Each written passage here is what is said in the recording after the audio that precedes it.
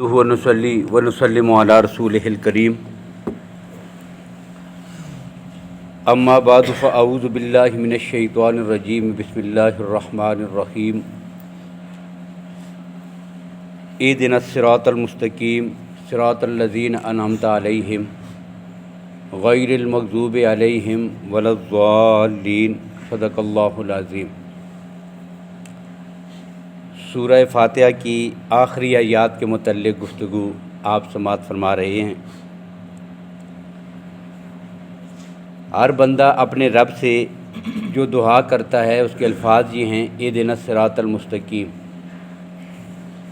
کہ یا اللہ ہمیں صراط مستقیم عطا کر۔ اور کائنات میں جو سب سے بڑا انعام ہے رب العالمین کا کسی بندے پر، وہ ہدایت کا راستہ ہے، اور یہی وہ راہ ہے کہ جس میں اگر انسان کو چلنے میں غلطی لگ جائے تو انسان گمراہی اور تباہی کا شکار ہو جاتا ہے۔ اس لیے یہ ضروری ہے کہ صحیح طور پر اس کو متعین کیا جائے۔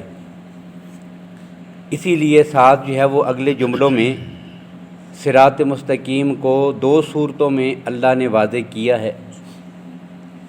ایک صورت ہے اس کی ایجابی صورت، اور دوسری صورت اس کی جو ہے وہ سلبی صورت ہے۔ ایک کو مثبت کہتے ہیں، دوسرے کو منفی کہتے ہیں۔ دونوں پہلوؤں سے پھر اللہ نے اس راستے کو بالکل کھول کے رکھ دیا ہے، چند الفاظ میں اس کی وضاحت کر دی ہے، اور پھر مزید وضاحت کے لیے آگے پورا قرآن پاک جو ہے اس میں جگہ جگہ انہی دو گمراہ طبقوں کا اور صراط مستقیم سے ہٹے ہوئے لوگوں کا ذکر ہے۔ تو یہاں پر بھی صراط مستقیم کو متعین کرنا یہ ضروری تھا، تاکہ پتہ تو چلے کہ یہ صراط مستقیم یا ہدایت کا راستہ یا سیدھا راستہ یہ کون سا راستہ ہے۔ اب اس کے لیے پہلا انداز تو یہ اختیار کیا گیا سلبی ایجابی انداز، مثبت انداز۔ وہ کیا ہے کہ اللہ نے کچھ لوگ بتائے کہ ان کا راستہ ہدایت کا راستہ ہے۔ الذین انعمت علیہم، جو انعام یافتہ لوگ ہیں، جو انبیاء ہیں، جو صدیقین ہیں، جو شہداء ہیں، جو صالحین ہیں، اب جو ان کے نقش قدم پہ چلے گا یہ صراط مستقیم پہ ہوگا۔ اب یہ جو صورت تھی اس کو کہتے ہیں ایجابی صورت۔ کچھ لوگ اس راہ پہ چلنے والے تھے، ہمیں بھی ان کا ہم سفر بنا دیا۔ اب دوسری جو صورت ہے اس راستے کو واضح کرنے کے لیے جو ضروری تھی وہ یہ تھی کہ اب جو ہے وہ سلبی اور منفی پہلو بھی بتایا جائے، کہ دیکھنا، یاد رکھنا، یہ جو راستے ہیں نا دو، یہ ان دو راستوں پہ اگر چل نکلو گے تو پھر گمراہی پہ چلے جاؤ گے، پھر صراط مستقیم سے ہٹ جاؤ گے، لہذا ان سے بچ کے رہنا ہے۔ اب وہ دو انداز اور طریقے گمراہی کی اور صراط مستقیم سے ہٹنے کے کون سے ہیں؟ جن میں سے پہلی بات رب العالمین نے ذکر کی غیر المغضوب علیہم، کہ یہ وہ راستہ نہیں ہے ان لوگوں کا کہ جن پہ تیرا غضب ہوا ہے، اور نہ راستہ ان لوگوں کا کہ جو گمراہ ہو گئے۔ مغضوب علیہم اور ضالین، یہ دو قسم کے طبقات ایسے ہیں کہ جب ان کے نقش قدم پہ چلو گے تو تم گمراہی کے اندر اور صراط مستقیم سے ہٹ جاؤ گے۔ اب اگلی جو ضرورت ہے وہ یہ ہے، اب پہلی بات اس میں یہ ہے کہ غیر کہنے کے بعد پھر لام الف لا جو ضالین کے ساتھ آئے ولا الضالین میں، اس لام کو دوبارہ لانے کی ضرورت نہیں تھی عربی اصول کے مطابق، لیکن پھر کیوں لایا گیا ہے؟ یعنی اگر صرف اتنا ہی جملہ ہوتا غیر المغضوب علیہم والضالین، کہ مغضوب علیہم اور گمراہوں کا راستہ نہ ہو، اس بات تو یہی ہے، لیکن لام جو ہے یہ دوبارہ پھر لایا گیا ہے، اور لام الف لا کا معنی ہوتا ہے نہیں، غیر کا معنی بھی وہی ہے، نفی کے لیے ہے، اور لام الف لا یہ بھی نفی کے لیے ہے، تو نفی دو بار کیوں آئی ہے؟ تو مفسرین نے لکھا یہ اس وجہ سے لائی گئی ہے کہ تاکہ زیادہ تاکید ہو کہ یہ دونوں راستے الگ الگ راستے ہیں، گمراہی کے، صراط مستقیم سے ہٹنے کے یا ہٹے ہوئے لوگوں کے جو راستے ہیں یہ دو ہیں، اور دونوں الگ الگ ہیں، دونوں کی کیفیات بھی الگ ہیں۔ اب دوسری بات یہ ہے کہ یہ متعین کرنا ضروری ہے کہ غیر المغضوب علیہم اور ضالین، مغضوب علیہم جن پہ اللہ کا غضب ہوا، جن پہ اللہ کا غصہ ہوا، جو کار خدا بندی کے مستحق ٹھہرے، جو صراط مستقیم سے ہٹے، ضالین جو گمراہ ہوئے، یہ کون لوگ ہیں؟ یہ دو جو صنف، جو دو اقسام ذکر کی گئی ہیں، یہ کون ہیں اور ان کی مثالیں کیا ہیں پھر یہ بھی پتہ چلے کہ ان کے طریقے کیا ہیں، ان کی نشانیاں کیا ہیں، تاکہ ہم بھی ان سے بچ سکیں۔ یہ ساری چیزیں سمجھنا ضروری ہے تاکہ ہمیں صحیح طور پر صراط مستقیم کا تعین ہو سکے، متعین ہو جائے کہ سیدھا راستہ اور ہدایت کا راستہ اور صراط مستقیم کون سا ہے۔ اس لیے ان دونوں چیزوں کو سمجھنا ضروری ہے کہ مغضوب علیہم اور ضالین یہ کون ہیں، ان کی مثالیں کیا ہیں، ان کی نشانیاں کیا ہیں۔ اب یہ ان کی وضاحت دیکھیں کہ مفسرین نے یہاں پر معنی یہ کیا ہے کہ ایمان والوں کی علامت یہ ہے کہ وہ حق کا علم بھی رکھتے ہیں، حق پہ عمل بھی کرتے ہیں۔ ان کے پاس جب حق آتا ہے، حق کا علم بھی ہے، حق پر عمل بھی ہے۔ اور یہودیوں کی خصلت یہ ہے کہ وہ حق کو مانتے نہیں ہیں، عمل نہیں کرتے۔ اور نصارہ کی خصلت یہ ہے کہ وہ حق کا علم ہی نہیں رکھتے، نہ اس کی طرف توجہ دیتے ہیں۔ تو غیر المغضوب علیہم کی ایک مثال انہوں نے ذکر کی کہ جن پر اللہ کا غضب ہوا ہے یہ یہودی ہیں۔ یہودیوں کی مثال دیکھ لو۔ اب دوسری طرف بتایا گیا کہ ضالین جو ہیں کہ جنہوں نے اپنی خواہشات کو، اپنی مرضی کو اپنا دین بنا لیا، یہ گمراہ ہیں، یہ ضالین ہیں۔ اس کی مثال آپ نصارہ کو دیکھ لیں۔ اب دو طبقے جب بتائے نا تو ان کی پھر خصلتیں جو ہیں آگے قرآن پاک نے وہ ساری کھول کھول کے ذکر کی ہیں۔ اور یہی بات ہے کہ جب بندے نے اپنے رب سے سوال کیا تھا اہدنا صراط المستقیم صراط الذین انعمت علیہم غیر المغضوب علیہم ولا الضالین، تو اس کے بعد جو قرآن پاک کا آغاز ہوا اس دعا کے جواب میں، تو فوری طور پر سب تو پہلے تو آغاز میں ہی انعام یافتہ اور مغضوب علیہم اور ضالین ان طبقوں کا شروع میں ہی تعارف ہے، بالکل آغاز سے۔ اور اس کے بعد آگے چل کر پوری جو صورت بقرہ ہے اس میں یہودیوں کا تعارف ہے اور ساتھ ایمان والوں کی خصلتیں، اور اگلی جو صورت آل عمران آئے گی اس میں نصارہ کا تفصیلی تعارف ہے اور ساتھ ایمان والوں کے لیے ہدایات۔ تو گویا کہ مغضوب علیہم اور ضالین کو یہاں جو ہے وہ اجمالی ذکر کر دیا اور اگلی دو بڑی صورتوں میں مکمل ان کی تفصیل ذکر کر دی، اور اسی ترتیب کو پھر جا بجا آگے قرآن پاک میں آخر تک بھی اب اسی ترتیب کو لے جایا گیا ہے۔ تو مفسرین نے کیا بات کہی کہ مغضوب علیہم سے مراد یہودی ہیں اور ضالین سے مراد اس کی مثال ہے، صرف یہی مراد نہیں ہے، یہ بھی ذہن میں رکھیے کہ صرف یہی دو طبقے مراد ہیں، ایک کو مغضوب علیہم کہتے ہیں، دوسرے کو ضالین کہتے ہیں، بس یہی طبقے تھے، ایسا نہیں ہے، بلکہ مثالیں دیے دیکھیں ایسے لوگ ہیں جو اس مزاج کے ہیں، جو یہودی مزاج کے لوگ ہیں۔ یہ مزاج اور یہ ترتیب اور تمہارے اعمال کا یہ رویہ تمہیں اللہ کے ہاں مغضوب علیہم بلا دے گا۔ اور دوسرے تو بتایا گیا کہ ضالین میں جو نصارہ کا رویہ ہے، ان کی عادتیں، ان کا رویہ تمہیں ضالین اور صراط مستقیم سے ہٹا کر گمراہ بنا دے گا۔ یہ مثال کے طور پر دو چیزیں ذکر کی گئی ہیں، گمراہی اور اللہ کا غضب نازل ہونا صرف ان دو کے ساتھ محدود نہیں ہے۔ اور دوسری بات کہ یہ بھی نہیں ہے کہ یہودی صرف مغضوب علیہم ہیں تو ضالین نہیں ہیں، نصارہ ضالین ہیں تو مغضوب علیہم نہیں ہیں، ایسا نہیں ہے، بلکہ یہ دونوں برائیاں جو ہے ان دونوں طبقوں میں پائی جاتی ہیں۔ اب ایک کو ایک کے ساتھ مفسرین نے خاص کر دیا، دوسروں کو دوسرے کے ساتھ خاص کر دیا۔ اس کی وجہ یہ ہے کہ ایک میں ایک قسم کی عادتیں زیادہ واضح ہیں، دوسرے طبقے میں دوسری عادتیں جو ہیں وہ زیادہ واضح ہیں، اس لیے لیبل ان دونوں چیزوں کا لگ گیا ہے، ورنہ دونوں کفیتیں دونوں قسم کے کفار میں پائی جاتی ہیں۔ اب یہ ان کی وضاحت کیا ہے؟ اب یہودی جو تھے ان کے ہاں دو قسمیں، یہودیوں کے ہاں ان کا جو مزاج تھا مغضوب علیہم، ان کی دو اقسام تھیں۔ اب پہلی قسم کیا تھی؟ ایک قسم ان کے ہاں یہ تھی کہ سرے سے اللہ کی شریعت کا انکار کر دینا، نہیں مانتے، انبیاء کے دشمن ہوئے۔ قرآن پاک نے جا بجا ان کا ذکر کیا ہے کہ وہ مغضوب علیہم وَلَعَنَهُ وَأَعَدَّ لَهُمْ عَذَابًا عَلِيمًا، اللہ کی ان پہ لعنت ہے، ان کے لیے عذاب علیم ہے، اور اللہ کا ان پہ غضب ہوا ہے، مغضوب علیہم ہے۔ اور بالکل سورہ بقرہ میں بھی اللہ نے یہی بات ذکر کی ہے، ضُرِبَتْ عَلَيْهِمُ الذِّلَّةُ وَالْمَسْكَنَةُ، کہ اللہ کی طرف سے ان پر ذلت اور فقر یہ مسلط کر دیا گیا ہے۔ وَبَاءُوا بِغَضَبٍ مِّنَ اللَّهِ، یہ مغضوب علیہم ہے، یہ اللہ نے ان کا ذکر کر دیا۔ تو یہ یہودی ہیں۔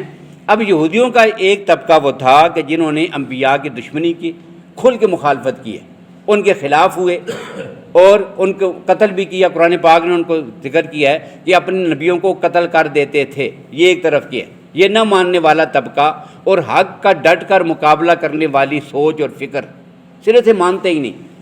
ایک طبقہ ان میں یہ تھا، اور دوسرا طبقہ کون تھا کہ جنہوں نے اس چیز کو زبان سے انکار نہیں کیا، ان کے جو نبی آئے انہوں نے جو دعوت دی وہ زبان سے انکار نہیں کیا ہے، لیکن اپنی خواہشات کی پیروی میں آ کر اس میں ہیلے بہانے کر کے اس کو چھوڑنے کی کوشش کی اور پھر انکار ہی کر دیا۔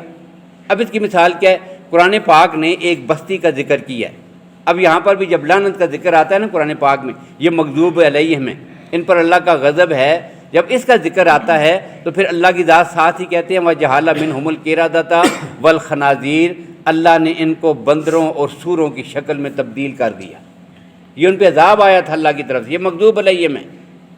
اب قرآن پاک میں ایسے یہ طبقے کا ذکر ہے جو یہودی ہیں اور اللہ کا غضب ان پہ نازل ہوا۔ یہ کون ہے؟ اب ایک واقعہ نقل ہے قرآن پاک میں، وَاسْأَلْهُمْ عَنِ الْقَرْيَةِ الَّتِي كَانَتْ خَاضِرَةَ الْبَحْرِ، کہ میرے نبی آپ ان سے پوچھئے وہ دریا کے کنارے پہ جو رہنے والی بستی تھی ان کے ساتھ پھر کیا ہوا تھا؟ یہ یہودی ہیں۔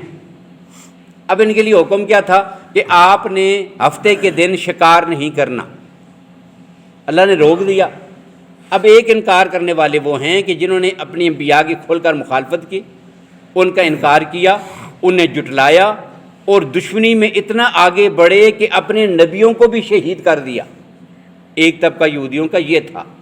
اب دوسرا وہ ہے کہ جو اتنا کھل کے دشمنی میں آتا نہیں، لیکن جب اپنا مفاد اور اپنی خواہشات سامنے آتی ہیں تو ان کو حاصل کرنے کے لیے اللہ کی شریعت کا انکار کر رہے ہیں، اس کی طرف نہیں جاتے، مختلف ہیلوں و بہانوں سے، مختلف طریقوں سے بشریت کے راستے سے ہٹ کر دوسرے راستے کی طرف جا رہی ہیں، اور ان کو سب کچھ پتہ ہے کہ ہم خلاف کر رہی ہیں، لیکن خواہشات ان کی غالب ہے اور اسی پہ عمل کر رہی ہیں۔ اب ان دوسرے طبقے کی مثال ہے قرآن پاک نے جو ذکر کیا، کیا انہوں نے کیا کیا کہ ہفتے کے دن اللہ نے منع کیا کہ مچھلیوں کا شکار نہیں کرنا ہے۔ اب دریا کے کنارے پہ رہتے تھے، ان کا ذریعہ معاش کیا تھا؟ مچھلیاں پکڑتے تھے، انہی کو بیچتے تھے، وہی پکاتے تھے، وہی کھاتے تھے، یہ ان کا ذریعہ معاش ہے۔ اب اللہ جب جو ہے وہ کسی چیز سے روکتے ہیں تو بسا اوقات وہ چیز انسان کے لیے امتحان بن جاتی ہے۔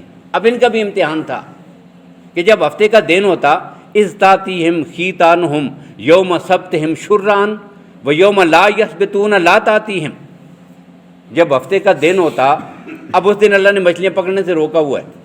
اب دریا کے کناروں پر بالکل سائڈوں پہ مچھلیاں ہیں اور پانی جو ہے اوپر سے نظر ہی نہیں آتا، مچھلیاں آ گئی ہیں اتنی کثرت کے ساتھ۔ لیکن جب ہفتے کا دن گزر گیا، اتوار سوموار باقی دن، برائے نام کوئی ایک مچھلی، سارا دن جال لگا کے بیٹھے رہو، چند مچھلیاں جو ہے وہ ہاتھ آتی تھیں، لیکن ہفتے کے دن اتنی پرے باندھ کر مچھلیاں ساری آ گئی ہیں۔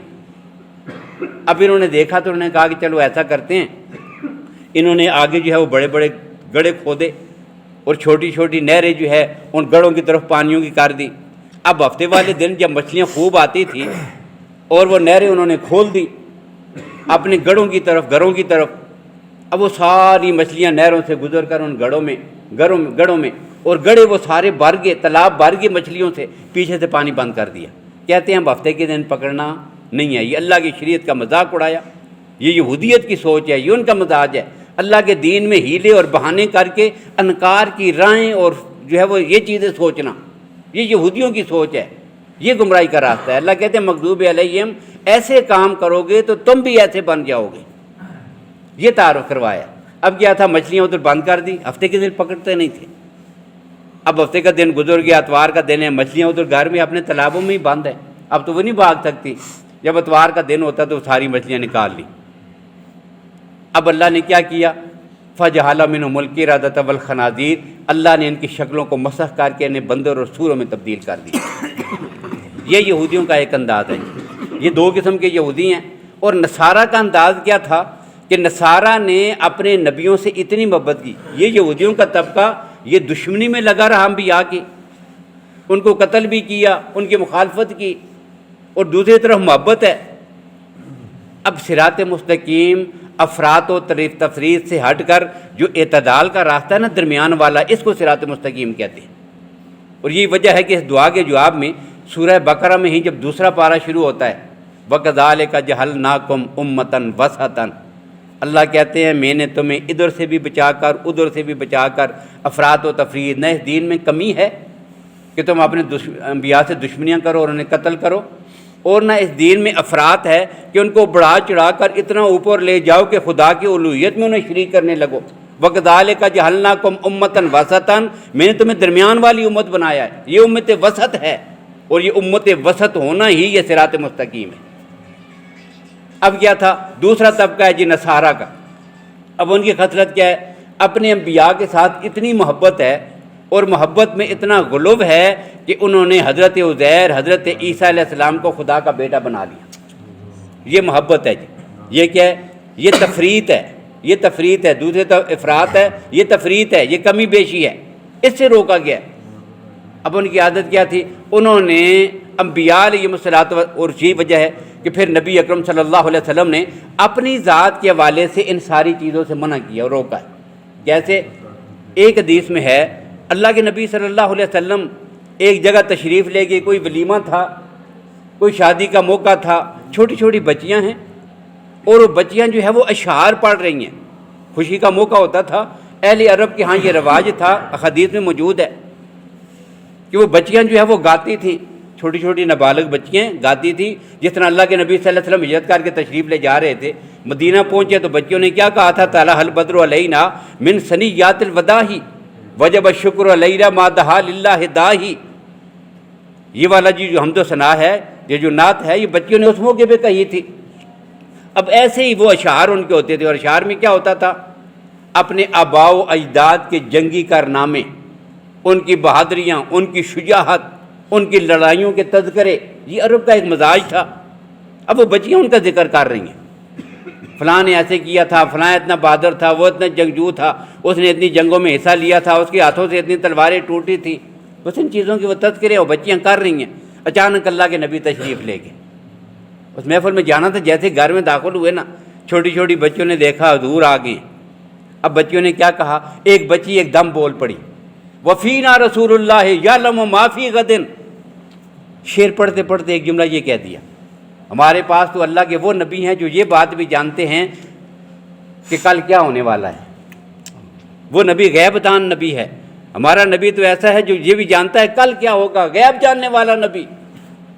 اب اللہ کے نبی اندر تشریف لے جانے کی بجائے بچوں کی طرف چلے گئے، اور وہاں جا کر بچی کو روکا، کہا بیٹا جو پہلے کہہ رہی تھی نا وہی کہو، یہ جملہ نہ کہو، اس لیے کہ اللہ کے سوا کائنات میں غیب جاننے والا قل لا یعلم من فی السماوات والارض الغیب الا اللہ، زمین و آسمان میں سے کوئی بھی ایسا نہیں ہے جو اللہ کے سوا غیب دان ہو۔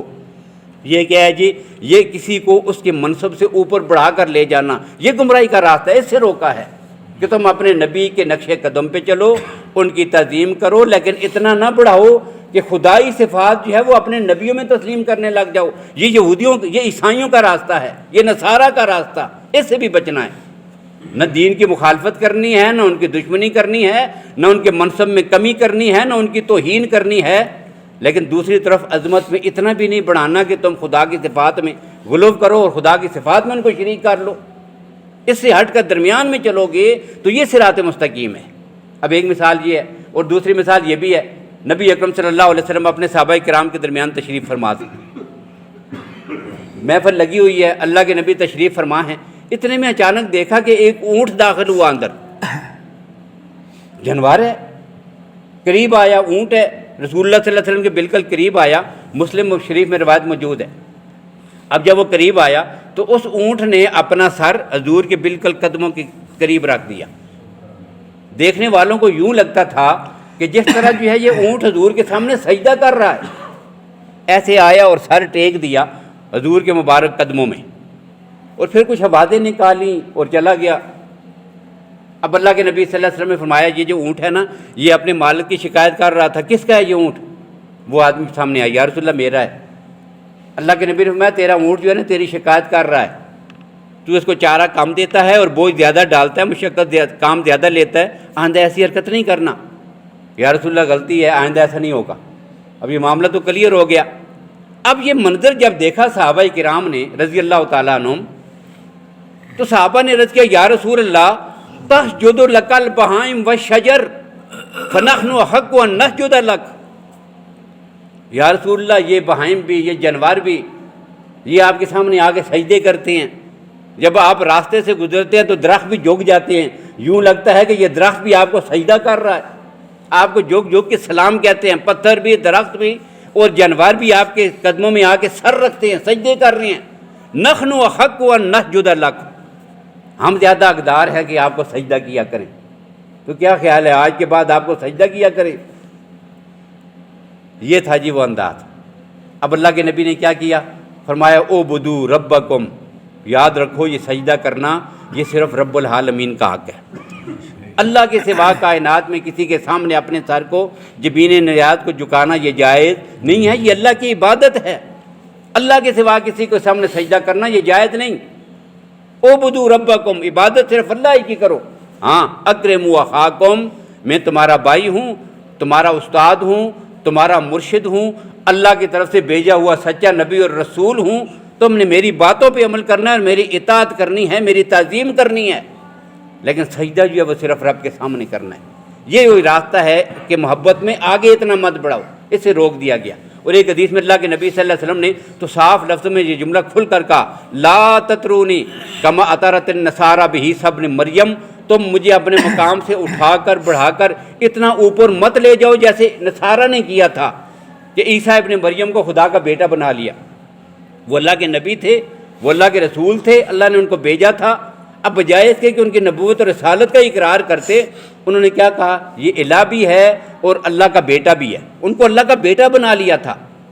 اور نبی اکرم صلی اللہ علیہ وسلم جب آخری وقت ہے تو اس وقت بھی ایک جملہ بار بار ارشاد فرماتے ہیں، لعن اللہ الیہود والنصارى، یہ مغضوب علیہم والضالین ہے۔ کون؟ لعن اللہ الیہود والنصارى اتخذوا قبور انبیائہم مساجدا، اللہ کی لعنت ہو یہود و نصارہ پر کہ جنہوں نے اپنے نبیوں کی قبروں کو سجدہ گاہ بنا لیا تھا، وہاں جا کے جھکتے تھے۔ جو عبادت اللہ کی کرنی ہے وہاں جا کے ان کے سامنے وہ کرتے تھے، نظر و نیاز ان کے نام کی، سجدے ان کے نام کے، جھکنا ان کے مزاروں پہ، اولادیں جا کر ان سے مانگنی، بیماریوں کی شفا کے لیے ان کی قبروں پہ جانا، یہ یہودیوں اور نصارہ کا کردار ہے، اور اللہ کی لعنت ہو یہود و نصارہ پر۔ پھر بے ساختہ اللہ کے نبی نے دعا کے لیے اپنے ہاتھ، اللہم لا تجعل قبری وثنا یعبد، یا اللہ میری قبر کو ایسا مزار مت بنانا کہ دنیا آ کر وہاں پہ مانگے، وہاں پہ چڑھاوے چڑھائے، وہاں پہ سجدے کرے، اپنے ماتھے ٹیکے۔ یہ عبادت ہے اور عبادت کے لائق صرف یا اللہ تیری ہی ذات ہے۔ اور یہ وجہ ہے کہ میرے نبی صلی اللہ علیہ وسلم کی اس مقدس دعا کا اثر ہے کہ نبی اکرم صلی اللہ علیہ وسلم کے مزار اقدس پہ جا کر ایسی حرکت کرنے کی آج تک کسی کو موقع ہی میسر نہیں آتا۔ اللہ نے ڈیوٹیاں لگا دی ہیں، آج بھی ڈیوٹیاں لگی ہوتی ہیں۔ کوئی آدمی وہاں شرک کا کسی قسم کا کوئی فعل، کوئی ایسا کام سر انجام نہیں دے سکتا۔ ایسی حرکت کرے گا تو وہ آدمی موجود ہیں اور ڈنڈے مار کے پیچھے ہٹا دیتے ہیں۔ کیوں؟ میرے نبی کے دعا کا اثر ہے۔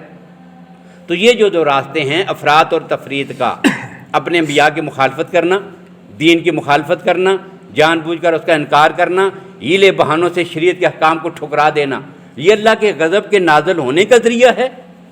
اور دوسرا جو گمراہی کا راستہ یہ ہے کہ محبت میں آ کر ان کو جو ہے وہ اللہ کی مخلوق کو، انبیاء کو، رسولوں کو، فرشتوں کو، ولیوں کو، صحابہ کرام کو، اہل بیت کو اتنا اوپر لے جانا کہ خدائی صفات میں ان کو شریک ٹھہرا لینا، یہ گمراہی ہے۔ اور یہ دونوں صراط مستقیم سے ہٹے ہوئے راستے ہیں۔ اب اتنی وضاحت کر کے کہ دیکھو وہ لوگ بھی بتا دیے ان کے پیچھے چلنا ہے، ان کے ساتھ نہیں چلنا، ان سے بچ کے رہنا ہے، ان کے ساتھ ہو کے چلنا ہے، اتنی وضاحت کے ساتھ صراط مستقیم بتا دیا ہے۔ اور یہ ہدایت کا راستہ ہے۔ اب کوئی آدمی اس راستے کو چھوڑ کر کسی اور راستے پہ چلے اور کہے کہ مجھے پتہ ہی نہیں تھا، اتنی وضاحت ہونے کے بعد اسے پتہ نہ ہو۔